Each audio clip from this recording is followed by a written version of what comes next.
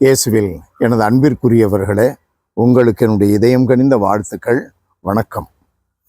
அன்பானவர்களே, இன்றைய நற்செய்தி பகுதி மத்தேயு நற்செய்தி 9வது அதிகாரம் 35 10வது அதிகாரம் இறை வார்த்தைகள் 1 தொடர்ந்து 6 இயேசு நகர்கள் சிற்றூர்கள் எல்லாம் சுற்றி வந்தார். எங்கும் அவர்களுடைய தொழுகை கூடங்களில் கற்பித்தார். விண்ணரசை பற்றிய நற்செய்தியை பறைசாற்றினார்.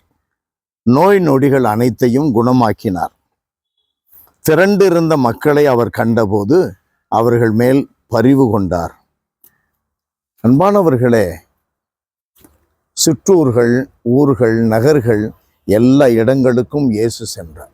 சீடர்களை தன்னோடு அழைத்து செல்லுகிறார். இறை அரசை போதிக்கிறார். நம்ம மிஷினரிமாருங்க, வெள்ளைக்கார சாமியாருங்க, சிஸ்டருங்க இருந்த காலத்தை நம்ம எண்ணி பார்க்கலாம். வயதானவர்களுக்கு தான் தெரியும், மற்ற இளவல்களுக்கு தெரியாது. வெள்ளைக்கார சாமியாருங்க வந்த பொழுது ஒரு ஊருக்கு போவாங்க, குதிரையில் போவாங்க, அப்புறம் மாட்டு வண்டியில் போவாங்க.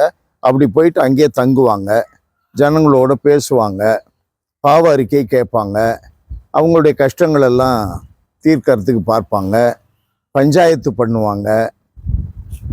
நம்முடைய முன்னோர்கள் நம்மை சார்ந்த இந்த வயதிற்குட்பட்டவர்கள் எல்லாம் அனுபவித்தது.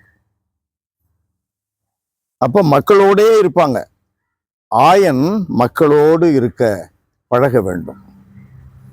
குருக்கள், ஊழியர்கள், பாஸ்டர்ஸ் மக்களோடு இருக்க வேண்டும். மக்களுடைய துன்பங்கள்ல நம்ம பங்கெடுக்கணும், மக்களுடைய மகிழ்ச்சியில நம்ம பங்கெடுக்கணும், மக்களுடைய பிரச்சனைகள்ல நம்ம தீர்வு காண முயற்சி எடுக்கணும்.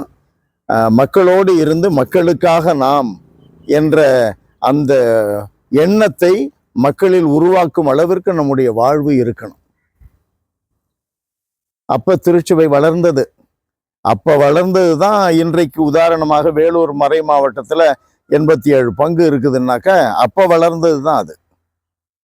அல்லது கடந்த ஒரு 30-40 ஆண்டுகளுக்குள்ளாக கொஞ்சம் கொஞ்சமாக வளர்ந்தது தான்.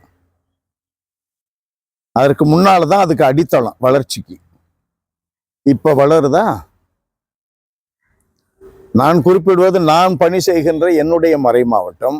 மற்ற எல்லா மறை மாவட்டத்தையும் எடுத்துக்கொள்ளலாம். சகட்டுமேனிக்கு வளருகிறதா? இயேசுவை நாம் பின்பற்றுகிறோமா? கிறிஸ்தவர்கள், ஆண்டவருடைய ஊழியர்கள், பாஸ்டர்ஸ், குருக்கள் நாம் பின்பற்றுகிறோமா? மக்களோடு இருக்கிறோமா? காசு பணத்தோடு இருக்கிறோம், நிர்வாகத்தில் இருக்கிறோம். பள்ளிக்கூடம் முக்கியம். பள்ளிக்கூடம் ஆரம்பிச்சது ஒரு காலத்துல கவர்மெண்ட் பள்ளிக்கூடம் வச்சுக்கல.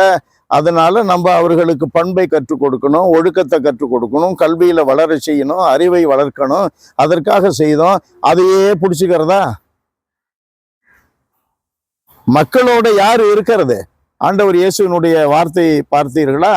9:36 10:36 நாம் வாசிக்கிறோம். ஆண்டவர் என்ன செய்கிறார்? 9:36 அதுல என்ன சொல்லுகிறார் பாருங்கள். திரண்டிருந்த மக்களை அவர் கண்டபோது அவர்கள் மேல் பரிவு கொண்டார். அவர் ஆயனில்லாத ஆடுகள் போல் அலைக்கழிக்கப்பட்டு சோர்ந்து காணப்பட்டார்கள். அங்க உட்கார்ந்து பேசுறார். அறுவடை மிகுதி பாருங்கள் சீடர்களே, அறுவடை மிகுதி, வேலையாட்கள் குறைவு. வேலையாட்களை அனுப்பும்படி ஆண்டவரிடம், தந்தை கடவுளிடம் மன்றாடுங்கள். இப்ப எங்க இறை அழைத்தலுக்கு யார் ஊக்குவிக்கிறா? இறை அழைத்தலை பெற்றோர்கள் ஊக்குவித்தார்கள், சிஸ்டர்ஸ் ஊக்குவித்தார்கள், தந்தையர்கள் ஊக்குவித்தார்கள். இப்ப யார் ஊக்குவிக்கிறா? யாருமே சாமியாரா போறதுக்கு விருப்பம் இல்லை, உழைக்கிறதுக்கு விருப்பம் இல்லை, அதனால வர்றது இல்லை. எல்லாம் ஐடியில போங்க, டாக்டரா போங்க. மனநிலை எப்படி மாறிவிட்டது பார்த்தீர்களா? இது எதை குறிக்கிறது? கடவுளுக்கும் பணத்திற்கும் ஒருவன் ஊழியம் செய்ய முடியாது. அன்பு நிறைந்த எங்கள் இறைவா, உம்முடைய வார்த்தைகள் இன்றைக்கு எங்களுக்கு கடினமாக இருக்கிறது ஏற்றுக்கொள்வதற்கு. காரணம், உம்முடைய வார்த்தைகளுக்கு நேர் எதிராக எங்களுடைய வாழ்க்கை அமைந்துள்ளது. ஆனால் ஆண்டவரே, உம்முடைய வார்த்தைகள் தானே வாழ்வு. உம்முடைய வார்த்தைகள் காட்டும் வாழ்வின் வழிகள் தானே உண்மையானவை.